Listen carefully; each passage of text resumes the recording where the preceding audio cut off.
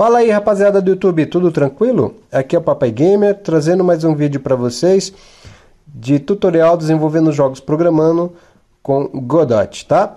Então, no vídeo passado nós criamos já fizemos alguma coisa aqui do jogo, tá? Então eu vou mostrar para vocês aqui o que a gente fez. A gente criou uma navezinha, tá? Que vai para a esquerda, para a direita e dispara, ok? Algo relativamente simples, mas já utiliza a programação e ensina a vocês como começar a desenvolver utilizando cenas, inserindo e instanciando e colocando essas cenas na fase do jogo, ok, pessoal? Tá?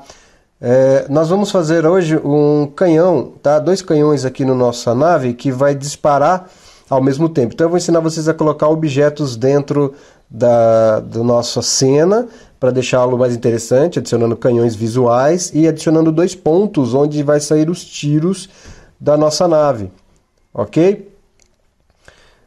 Então vamos lá. Primeiro que a gente vai fazer, vamos entrar na nave e vamos editar o script. Eu quero fazer um pequeno ajuste aqui no nosso código, tá? Notem que a gente está utilizando aqui, ó, vel como vetor, que é a velocidade dele aqui. Só que não é muito adequado colocar ele aqui dentro. Então o que a gente vai fazer, tá? A gente vai colocar isso como um escalar. Nós vamos adicionar esse valor como um escalar. Então a gente coloca dentro do vetor um valor, tá, dele normalizado, ou seja, a gente só adiciona a direção do vetor. No caso, em x a gente adiciona o valor de 1, que significa a direita, né? Nós estamos movendo à direita. Aí a gente vai multiplicar ele pela velocidade, que é um escalar, ou seja, a gente está dando um comprimento para esse vetor na direção. Então, aqui o que acontece? Não importa a direção que ele está, a gente dá a velocidade. Assim, a gente consegue mudar a direção de um objeto com a mesma velocidade, ok? Tá? Então, a gente adiciona esse escalar, multiplica pelo delta, tá? E aí a gente vai ter os ângulos e a gente consegue movimentar. Então, quando eu coloco, por exemplo, -1, eu estou mudando o ângulo para a esquerda, ou seja, para 180 graus, ok? Se eu colocar o ângulo aqui, o 1 aqui, o Y ele está em 270 graus, agora o Y está em 90, só que a gente tem que deixar o X como 0. Agora sim, o Y ele vai estar em 90, tá? E agora com isso daqui, ó, a gente vai estar movendo em X para a direita e Y subindo. Isso dá um ângulo de 45 graus. Então, os valores que a gente coloca aqui, tá? Agora, por exemplo, a gente está subindo, indo para a direita e descendo. Então, a gente está num ângulo de 45 graus abaixo. Tá? Então, agora a gente fazendo isso, multiplicando pelo escalar, a gente consegue fazer a nave se movimentar pela direção, no caso, horizontal. Multiplica pelo escalar o tempo e a direção, que é o E e o Y. Então, a gente fez a alteração, vamos perceber que não há mudança no código, quer dizer, não há mudança no resultado, e a nave se move do mesmo jeito para a esquerda e para a direita. Só que na programação agora está mais correto trabalhar dessa maneira, utilizando a velocidade e escalando o vetor, ok, pessoal? Então, a gente está fazendo aí o comprimento, a gente está alterando o comprimento do nosso vetor, ok, pessoal? E aí a gente multiplica pelo delta, faz com que ele fique na velocidade do game, tá? Então vamos lá. Agora a gente vai adicionar aí os 2 canhões, um visual legalzinho para nossa nave, tá? E vocês vão perceber como é muito simples, porque se eu tivesse que fazer numa outra engine, eu ia talvez ter que fazer um código que mantesse ele lá dentro. E aqui não, basta eu simplesmente colocar um novo objeto dentro e ele automaticamente fica fixo ao objeto. Então a gente vai adicionar um sprite e vamos modificar o nome desse sprite para canhão E, ou seja, canhão esquerdo, ok? E vamos adicionar uma textura a ele, tá? Então vamos lá no Sprite, pressionar a visualização dos sprites, vamos na pasta Parts, que é a pasta onde tem objetos que a gente pode adicionar às nossas naves, os inimigos, a gente pode, né, um pacote legal de texturas. E vamos pegar esse canhão aqui, que eu achei muito legal. Apesar de ele estar ao contrário, eu acho que se é um canhão inimigo, eu vou inverter ele, que acho que ele ficou estranho nessa posição, parece que o disparo é para trás e depois a gente vai colocar uma turbina ali, tá? Então tem vários locais, aí vocês escolhem, tá? Vocês podem montar do jeito que vocês quiserem. Eu acho que eu vou deixar aqui mesmo, tá? E a gente faz um flip dele no Y, ou seja, no V. no vertical. Então a gente pode, tá vendo, ó, flipar, né, espelhar um objeto ali com um cliquezinho, tá? Muito prático. Vamos adicionar mais um, seria o canhão direito agora, outro sprite, renomeemos canhão direito. Vamos carregar a textura dele e fazer um flip na vertical, ok? Muito bom. Tá? E a gente vai aqui, faz um ajuste, posiciona mais ou menos do jeito que vocês querem. Tá?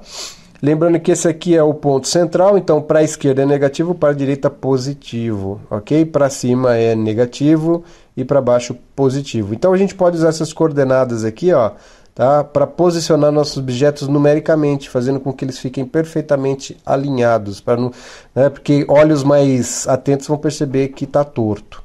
Tá? Então para fazer isso a gente vai, posiciona mais ou menos a gente quer e faz um ajuste, tá? Na posição do objeto. Então a gente pode numericamente colocar ele ali. Então eu vou deixar aqui. Então eu vou colocar aqui, ó, um número mais arredondado, vamos colocar menos 28, tá? E a gente arredonda para cima de 6, ok? Então agora a gente tem uma posição exata. Aí basta colocar aqui, ó, mesma coisa, só que agora positivo, 28 e o 6, tá? Então agora a gente está com os dois objetos exatamente na mesma posição em relação à nave. Então agora executando o script a gente vai perceber que os canhões estão adicionados à nave e eles seguem a nave automaticamente. Eu não necessito fazer nenhuma rotina, não preciso programar nada para fazer com que os objetos façam parte da minha nave. Ok? Salvando. Muito bom. Agora, a gente vai adicionar alguns objetos especiais que servem para a gente criar posicionamento, tá? Eles são chamados de position, tá? Então tem o 3D e o 2D. Então notem que tem o 3D, ele é utilizado para 2D. E como eu disse, tá? O Godot ele tem uma engine dedicada a 2D. Então ele tem os objetos específicos para 2D, que inclusive estão em azul. E em 3D fica em vermelho, ok? Então vamos adicionar aí o position 2D, vamos renomeá-lo para pos, canhão E, tá?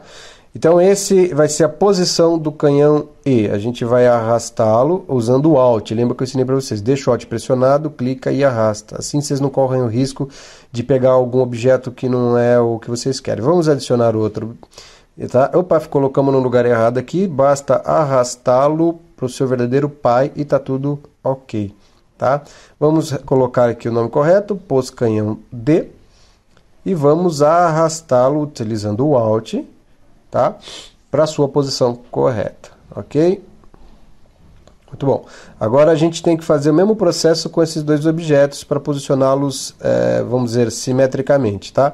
Então a gente está aqui em menos 24, menos 20. Então vamos colocar menos 24 no eixo X, que é a altura, e menos 20 em Y. Quer dizer, o Y é a altura, o X é a posição horizontal, tá? Então a gente deixou em menos 24, menos 20. Tá? O outro basta colocar a mesma coisa, só que o x positivo. Então a gente põe 24 no x e menos 20 na altura no y. Agora os objetos estão perfeitamente alinhados à nave. Ok? Simples assim. Vamos executar, vamos salvar, quer dizer, vamos salvar. Tá? E o que a gente tem que fazer agora? A gente tem que utilizar esses objetos na nossa programação para usá-los como coordenadas, tá? Do disparo. Então, para fazer isso a gente entra no script, ok? E aqui dentro a gente vai fazer uma alteração. E eu vou inclusive ensinar vocês como fazer isso ficar um pouco mais automatizado, tá? Então vamos lá. Como a gente já viu, a gente tem aqui, ó, get global pos, que na verdade está pegando a posição da nave, ok? Então agora para mim pegar, o que eu preciso fazer?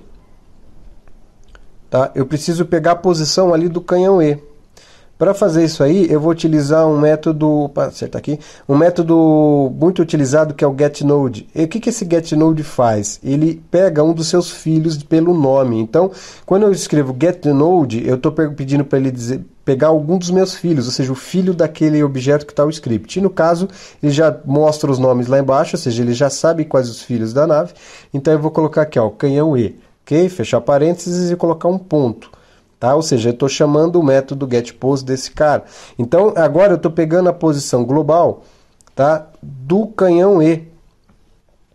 Ok? Essa é a posição dele no universo. Em vez de se eu colocar só get pose, eu vou estar pegando a posição dele dentro da nave, tá? E não dentro do universo todo. Então, né, se a gente vê aqui, vamos lá para o 2D, tá? Então, se eu colocar o get pose global, eu pego do universo todo. Caso contrário, eu vou estar pegando aquela posição que ele está ali dentro da nave, tá? Essa posição. Ok? Que seria lá o menos 24 por 20, né? Então o objeto sairia fora do lugar aqui. Ok? Então a gente tem que prestar bastante atenção em relação à diferença entre o get pose e o get global pose. Tá? Então com o global pose a gente consegue posicionar o objeto dentro de todo o universo. Ok, pessoal?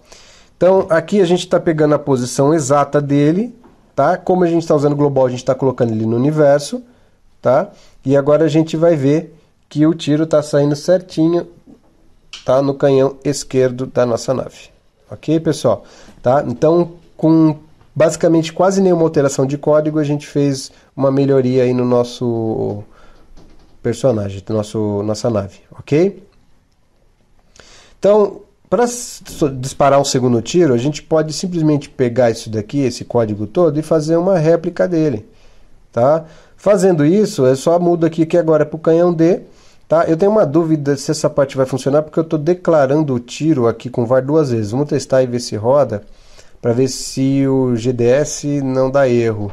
Não, ele aceita, não dá. No Java, eu sou programador Java, ele dá erro se eu declarar a variável duas vezes dentro do mesmo escopo, ok? Vamos tirar aí o var, ver o que acontece. E eu acredito que esse seria o normal. E agora acho que a gente vai ter o script rodando normalmente, porque eu não estou declarando ele duas vezes, só estou reutilizando ela embaixo, ok? Muito bom. Então, fazendo dessa maneira, funcionou. Eu posso dizer, nossa, que bom, sou um programador. Só peguei, copiei, colei, mudei uma informação e meu script está funcionando redondinho. Mando bem pra caramba no código. Só que isso aí a gente tem um pequeno problema. Se eu pegar esse código todo, tá, e tiver que replicar ele diversas vezes, vamos supor que eu estou fazendo um método que cria 30 objetos, aí eu vou ter que pegar isso aí, Ctrl+C, Ctrl+V, Ctrl+V, Ctrl+V, Ctrl+V, Ctrl+V, e ficar mudando, eu vou ter um monte de código misturado, bagunçado. Se eu tiver que fazer uma alteração, vai ser complicado, eu vou demorar demais para fazer, então isso não é uma boa prática, ok? Para a gente trabalhar dessa maneira, agora eu vou introduzir a vocês, para quem ainda não conhece, o conceito de funções, ok, pessoal? Função é um bloco de código que eu posso reutilizar em todo o meu programa, no caso aqui dentro desse script, tá? Então a gente vai pegar, antes disso, deixa eu mostrar um recurso legal para vocês que eu vi. Em vez de a gente utilizar dessa maneira, a gente pode utilizar o termo getOwner, tá? Para poder pegar o pai dele, tá? Então se a gente executar, vocês vão ver que o script continua da mesma maneira. Tá? Não houve alteração, agora só está tirando um só porque eu apaguei a outra parte do script, ok? Tá? Então ele só está com um tiro. Então utilizando o getOwner, ele vai pegar o pai, tá? Owner significa dono, significa aquele que te possui. Então ele vai estar automaticamente pegando na chave, na cadeia hierárquica, na árvore, né? O seu pai.